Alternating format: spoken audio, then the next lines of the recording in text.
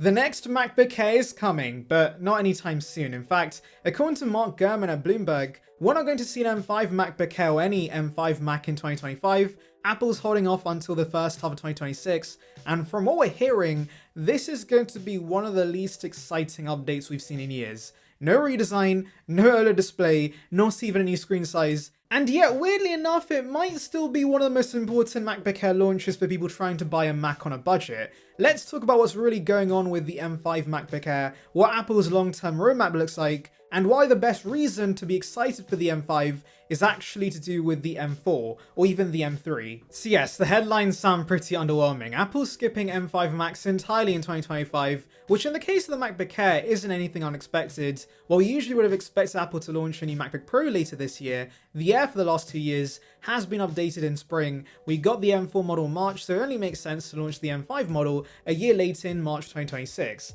But don't expect anything major, this isn't a redesign year. In fact, all signs point towards a very basic spec refresh again. Just new silicon dropped into the same chassis. Now let's talk about that chip for a second, because while the M5 will technically be a new generation, it's not going to be a massive leap over the M4. The M5 will be manufactured using TSMC's N3P nodes, which is a slightly refined version of the N3 process used for the M4. It's still a 3nm chipset, just with some efficiency and performance improvements baked in. What does that mean for regular usage? Maybe slightly faster load times, maybe slightly better thermal management, but that's about it. The days of massive year-over-year gains with Apple Silicon are pretty much over. You might be thinking though, how many times are they going to reuse this chassis? We originally saw the existing MacBook Air chassis debut with the M2 model, and it's going to be 4 years old next year. Well, with Macs, Apple usually doesn't redesign them very often. On average, they change up the design every 5 years, and so the M6 MacBook Air likely will be the one with a new design, and we'll get to that in a bit. So the M5 MacBook Air sounds boring, and yet I'm waiting for it to be released. Why? Because the real benefit of the M5 MacBook Air is that it's going to make the current models cheaper. That's it. That's the real reason to care. Right now, the M4 model is already one of the best value MacBooks Apple's ever made, powerful enough for most people, light, portable, efficient, and can already be found for $7.99 brand new on Amazon, which is incredible value. And the M3, while not available from many retailers brand new, can be found for less on the refurbished and used market, so if you're hoping for the M5 to change the game, it won't. But it will bring down the price of the M4 and M3 models, which are already excellent buys right now. And that's the thing, if you're shopping for a new MacBook Air in 2025, you don't need to wait. You really don't. The M4 model is already more than enough for 90% of consumers, students, creatives, office workers, casual users. You're getting a superb chipset that's plenty fast, 16 gigs of RAM as standard, 18 hours of battery life, support for up to 2 external displays, and a gorgeous design that Apple's not changing for the time being. So if you're looking to buy now, the M4 MacBook Air is a fantastic choice, and the best part is, it's probably going to get cheaper once the M5 launches. And I just want to say, if you're enjoying this video so far and you do like these kind of Apple deep dives, consider subscribing. I break down every Apple release with context, analysis, and zero fluff. So if you want to stay ahead of the curve without wasting time, hit that button now. We're trying to hit 20,000 subscribers, so every sub counts. Alright, let's now talk about displays, because if the M5 update itself is kind of boring, the future display roadmap for the MacBook Air is actually kinda interesting. It turns out Apple's planning to improve the display in the MacBook Air, just not in the way that a lot of people are expecting. According to a new report from the elect, Apple's going to switch to a new type of LCD in 2027, using Oxide TFT technology instead of the current amorphous silicon panels, and since it's launching in 2027, that lines up with a redesign possibly with the M6 generation. Now that might not sound very exciting at first, but it's actually a pretty solid upgrade. Oxide TFT LCDs offer better power efficiency, faster pixel response times, and more consistent brightness across the display, so even if it's not OLED, you should notice sharper images, smoother scrolling, less motion blur, and better battery life.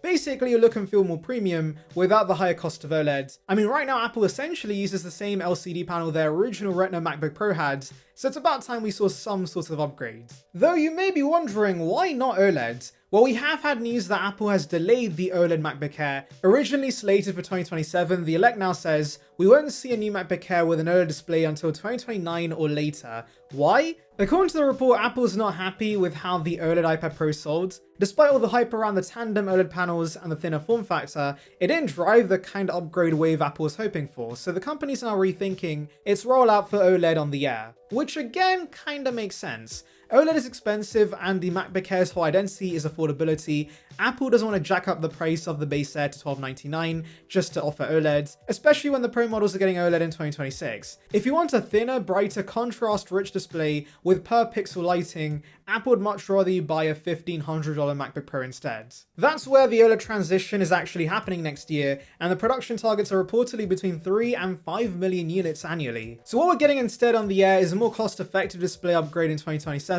Samsung Display and BOE are already working on manufacturing capabilities for these Oxide panels, with Samsung installing new deposition machines at its A6 line and BOE building out its B16 facility. Mass production is still a while away, but the pieces are falling into place. It's not flashy, but it's smart, especially if they want to keep the Air under that $1,000 price point. You might be thinking about promotion, and while the report mentions nothing about this, I could see this new LCD panel getting 120Hz. Apple slowly trickling down promotion to their mid-tier products. The base iPhone's getting it this year, there's rumors about the iPad Air getting it, so it makes sense the MacBook Air would follow suit. But what about MiniLED? Why not use that?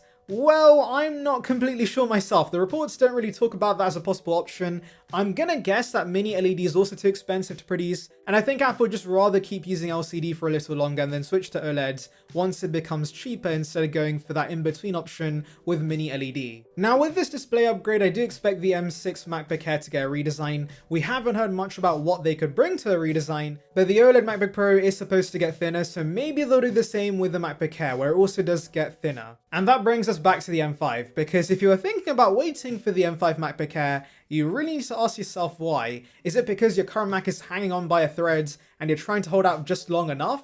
If so, fine, I guess, wait. But if you're someone who's just caught up in the hype of next year's model will be better, I'd rethink that. The M5 will be a marginal bump, and unless you absolutely need the latest chipset for heavy duty workflows, it's not going to make a massive difference in your daily life. What will make a difference is you getting a great Mac now, using it, and saving money while you do, because of course the M4 model is already on sale. And this is a broader trend of what we're seeing from Apple. With the MacBook Air, they've reached a level of maturity that doesn't require big changes every year. The design is clean, the chip roadmap is stable, and the strategy seems to be improve Apple's silicon every 12 months, then every once in a while bring bigger changes like a redesign and display upgrades. It's a tiered system, but it works. So to recap, the M5 MacBook Air is coming in spring 2026, likely March or April. It's going to use TSMC's 3nm N3P nodes for slightly better performance and power efficiency, but no redesign is expected. It's going to look and feel the same as the M4 and M3 models. Meanwhile, OLED is off the table until 2029 at the earliest, and the big display upgrade now comes in 2027, with Oxide TFT LCD promising better brightness, color, battery life, and motion clarity, without going full OLED. That 2027 model likely will be the one that gets a redesign. Thanks for watching, guys. If you made this far and haven't subscribed yet, now is the time. I've got more videos coming on the OLED MacBook Pro, the upcoming iPhone 17 series, and even Apple's new Home Hub device, so hit that button and I'll see you in the next one.